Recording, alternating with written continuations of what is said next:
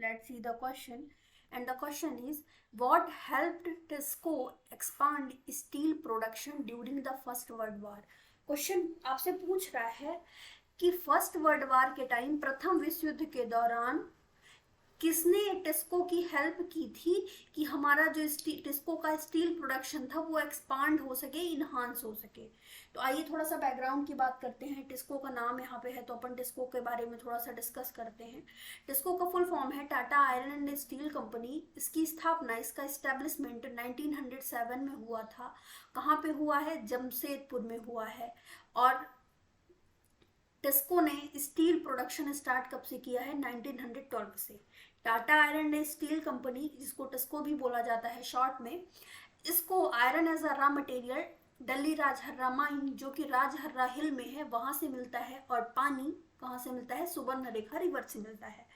टिस्को का जब स्टैब्लिशमेंट होता है 1912 से, टिस्को ने जब स्टील आयरन प्रोड्यूस करना स्टार्ट किया था तो ये अच्छे से कॉमन थोड़ी बहुत ही रिक्वायरमेंट के लिए ही प्रोड्यूस कर पाते थे, क्योंकि उस समय पे हमारी कंट्री में बहुत पहले से ही ब्रिटेन का रूल था। हमारा जो एडमिनिस्ट्रेशन था ब्रिटेन के हाथ में था। तो हमारा जो मेजरली जो आयरन एंड स्टील का रिक्वायरमेंट होता था वो कहाँ से फुलफिल होता था?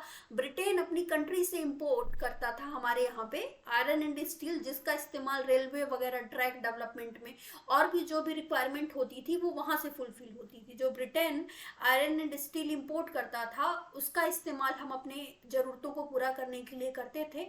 टिस्को बेसिकली उतना ज़्यादा, मतलब कि टिस्को को मौका ही नहीं मिलता था सप्लाई करने का।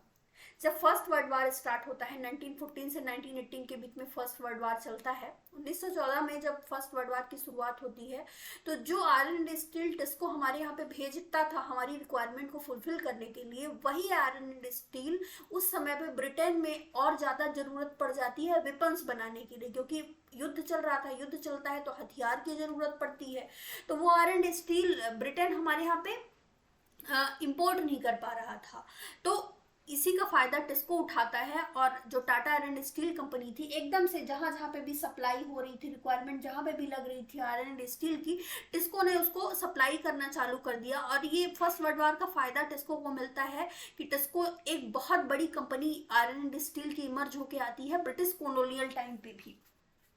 और जैसे युद्ध समाप्त होता है 1918 में, 1918 में, तो 1919 में, आफ्टर 1919 ब्रिटेन को भी जो रिक्वायरमेंट होती है आयरन एंड स्टील की वो टिस्को से लेने लगता है।